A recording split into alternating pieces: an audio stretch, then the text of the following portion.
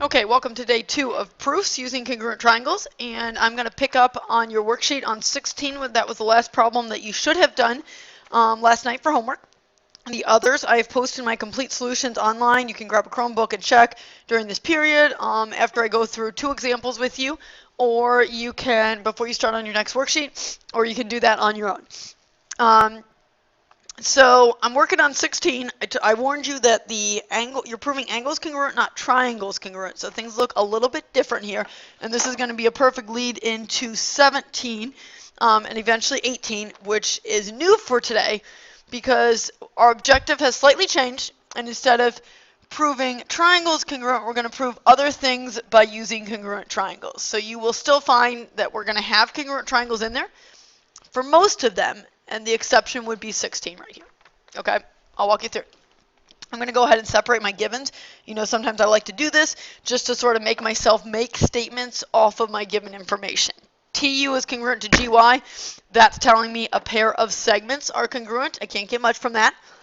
I can certainly mark that. I can't even really mark that very easily. TU and GY, I'm going to leave that one alone. Okay? Because it's really just these like longer ones that are congruent there. KY is parallel to HU. Definitely going to get something from that. So take a look, be thinking chapter 3, parallel lines tell us things about angles. I'm looking for an angle pair right now. So KY is one of my lines. HU is the other line. And hopefully you're seeing that the transversal is going to have to be TG. And I'm looking for an angle pair in my 2 triangles, which automatically eliminates all of my interior angles. Okay, I can say things about interior angles here. Sure I can. I can say that alternate interior angles are congruent there, but those are outside of the 2 triangles if you're looking at, hey, triangle there and triangle here. So if I'm looking for an angle pair in my triangles, I'm finding this pair is the only pair in my triangle. So for the shortest way of doing this, of course you could make this much longer. Shortest way is to say angle TY, and this is going to be based on my parallel lines, angle TYK is congruent to angle GUH. And my reason for this is, hopefully you're picking it out, thinking of your angle pairs from last chapter. Those are alternate exterior angles. I'm going to make that step 2. Again, right from my parallel lines, no converse here because I'm not proving lines parallel. I'm using the fact that lines are parallel to say angles are congruent. That now gives me a congruent angle pair. Step 3, then I'm going to make my next given. Again, you could have put all your givens at the top, is fine. Now I'm going to make myself look at this statement and see if that tells me either angles or sides are congruent, and hopefully if you're seeing perpendicular, you're thinking something about angles right now. KT is perpendicular to TG. I don't know about you, but I want to mark this in my picture when I read perpendicular, and I also want to mark this in my perpendicular for my second statement. So first one and second one giving me 2 right angles. And you do have a couple options here. I could see you saying 2 perps equal parallel and proving KT parallel to GH. Not a bad idea. Right now, I'm just looking for congruent statements, so I'm going to see if I can say the angles are congruent. I am going to have to say that first that they're right angles, so I'm going to go ahead and say angle T is a right angle, angle G. I'm okay to just use one letter there because there's no other angle T in my picture. Definition of perpendicular. And 2 choices you can go ahead and say based on them both being right angles are congruent if you use the appropriate reason, or you can say measure of angle T equals 90, measure of angle G equals 90, substitute them, angle T is equal to angle G.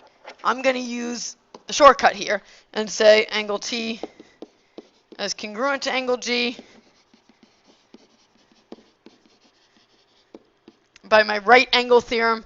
That's off of my DPPT sheet from chapter 2. So I now have a second congruent angle pair. Let's see, I've got a congruent side pair, a congruent angle pair, another congruent angle pair. I want to show angles are congruent. If I wanted to show triangles congruent to each other, I would maybe be looking at a shortcut here because I have 3 letters, but that's not my job right now. My job is to show angles are congruent. So I'm not even really right now looking at, oh, that's right. This one really didn't count for us if I look back to this guy, because that wasn't really the appropriate segments congruent there. Okay, so I do need to be careful with that. But even so, I'm going to say that I don't even think I need that one, because we have a wonderful shortcut that allows me to prove angles are congruent without saying anything about triangles congruent. I'm going to propose that we can actually get to our proof right now. Angle K is congruent to angle H, and it's because I've already said 2 pairs of angles are congruent in my 2 triangles. Think about it. These are both 90, T and G, and then I've got congruent angles right here. Doesn't it make sense that the third angles have to be congruent? And that actually is a theorem from section 4.3, the third angle theorem. Allows me to say anytime I've got 2 pairs of angles congruent in 2 triangles, there's one, there's a second, I know that the third ones are congruent, boom, I'm done. Okay, and I essentially didn't need that one part of my given. I use my parallel lines, I use my perpendicular to get my 2 pairs of angles congruent. Okay, that's really sort of a special case. Special case for proving angles congruent. What I'm going to show you in the next example, 17, same problem but now proving segments congruent, is going to be your more general method for proving anything else true using congruent triangles. Okay, again, we didn't use congruent triangles here. Let's take a look at your more general method. I'm back to the same problem, but this time the goal has changed. And the goal right now is going to be that we prove T, let me get my right paper here, KT congruent to GH.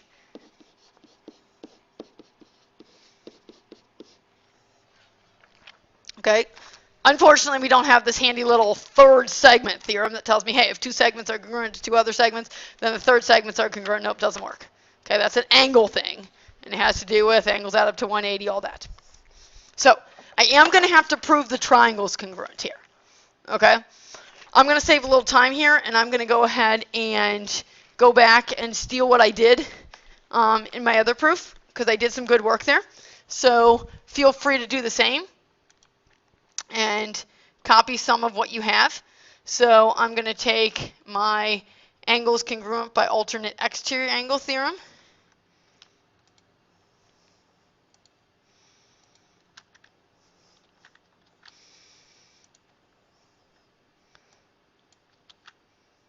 And I'm going to stick that in there for step 2. And then I'm going to go back and I'm going to, again, steal what I have for steps 4 and 5. Excellent work going on there.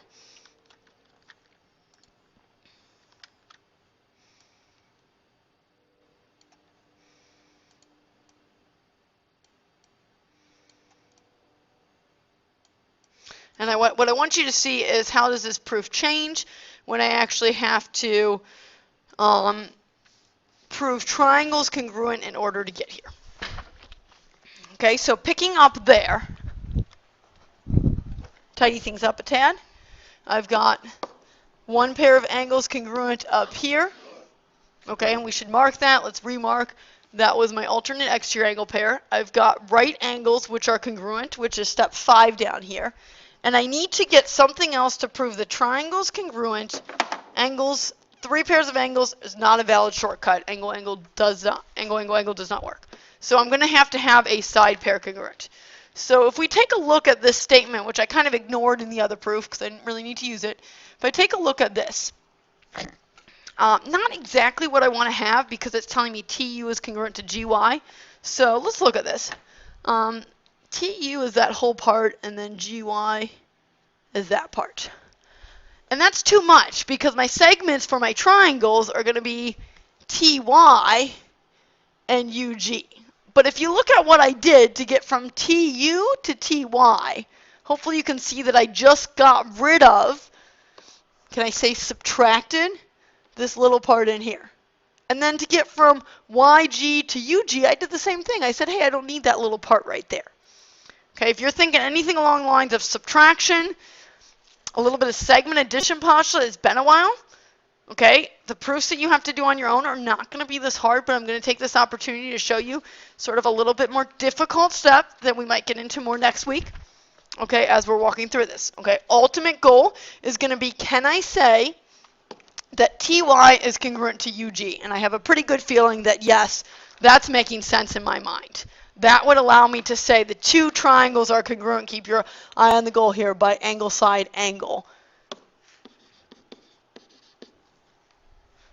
Okay? And then I'm going to show you how we're really just adding one step to that. So I'm going to walk you through all the steps so you've got them down. But keep that in mind, and I'll go ahead and kind of write it in backwards order here, that we're going to get to triangle KTY congruent to triangle HGU. Notice how I said that. KTY, no, I'm doing a lot of scrolling here. KTY have to match up corresponding parts. So K matches up with H. That's why when I name the second one H, G matches up with T, and U matches up with Y. I have to match them up in order. Okay, literally, first ones match, second ones match, third angles match. Okay, so I'm going to get to there, and that's because I am going to end up with TY is congruent to UG. Okay, that would be my goal. So just as a little practice using our segment addition postulate that we haven't used for a while, I'm going to take this statement, TU is congruent to GY, and I'm actually going to try to move that down here. Okay, you don't have to move yours, but just so I can see it, I know I'm a little limited on board space here.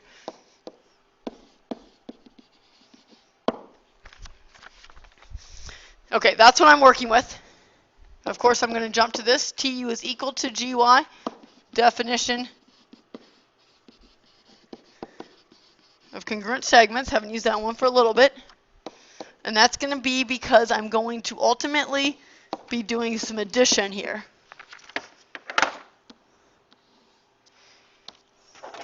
And I want to rewrite TU. Instead of it saying TU, I want it to say TY plus YU. Look at your picture, because we want to eventually subtract. So I'm going to say that TY, or TU, sorry, is equal to the sum of segments TY plus YU.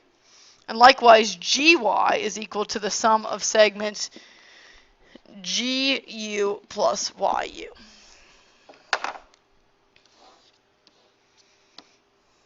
Okay, that's going to get me to the point of going back up to step 7 and substituting on both sides.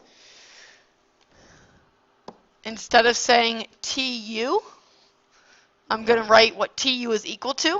And TU is equal to, according to step 8 right here, TU is equal to TY plus YU. So my left side is going to become TY plus YU. That's all in place of TU.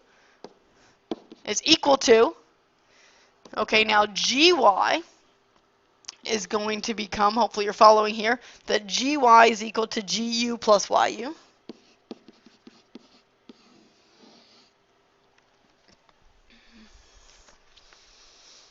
And I know I've got some crazy circles going on there, but hopefully you're seeing that the YU's cancel to be technically, totally correct here.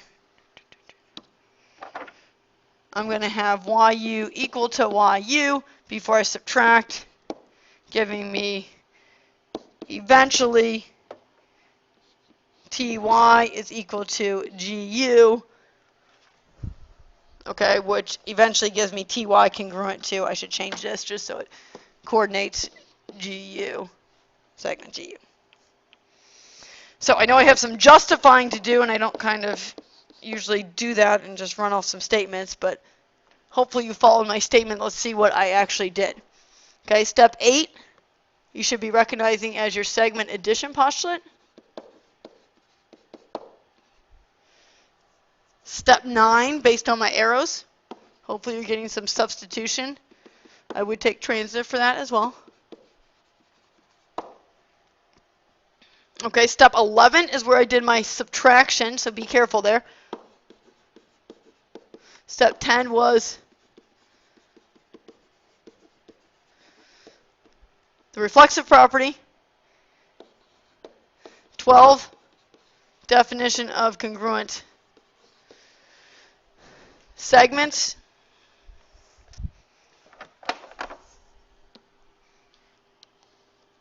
And please don't lose focus. Again, much harder proof, I promise you, than anything you're doing on your homework tonight. Please don't lose focus of what we're doing. We were trying to get a pair of segments congruent. Guess what? You got it right here. You got your third congruent statement. So, ignoring right now steps 6 through 11, go back to the top. I had a pair of angles congruent. I had another pair of angles congruent. I now have a pair of segments congruent. 3 corresponding parts congruent for my 2 triangles. We said gives me angle side angle according to my picture for my shortcut.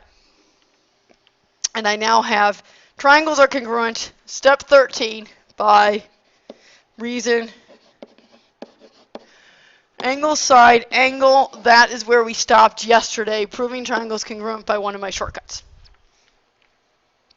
So how's this different, really, than anything we did yesterday, other than I threw at you a little bit of complicated algebra in there?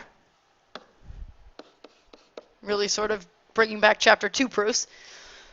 How do I know that the segments are congruent? Well, think about it. What we just said in step 13 is extremely powerful. Go back to what does it mean for 2 triangles to be congruent, because you just stated that 2 triangles are congruent. And your definition of congruent triangle states if 2 triangles are congruent, all pairs of corresponding parts are congruent, or you could phrase it as all 3 pairs of corresponding sides and all 3 pairs of corresponding angles are congruent. So what am I trying to say? I'm trying to say that 2 sides, KT and GH, are congruent. Are those a pair of corresponding sides? I need look no further than right here. KT and GH, they sure are corresponding sides. I know they're congruent because essentially my definition of congruent triangles, but that's just not fun enough for us. So in geometry, we like to use this fancy acronym that we call CPCTC. Say that 10 times fast. Stands for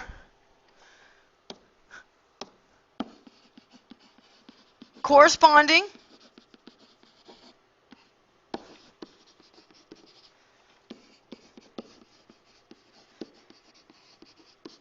parts of congruent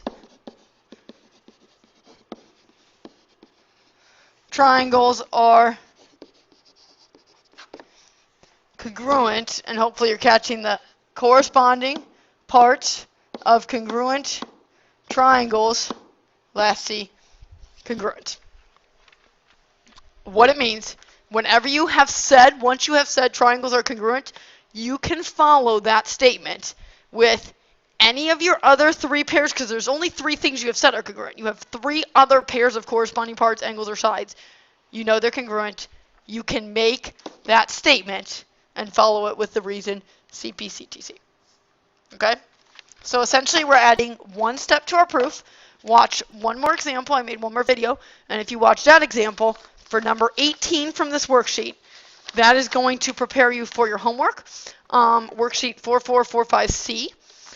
Where you are going to be using CPCTC to add 1 or possibly 2 steps to your proof. Okay, this is an example of 1 step. I'm going to give you one more example, and that's going to have 2 steps.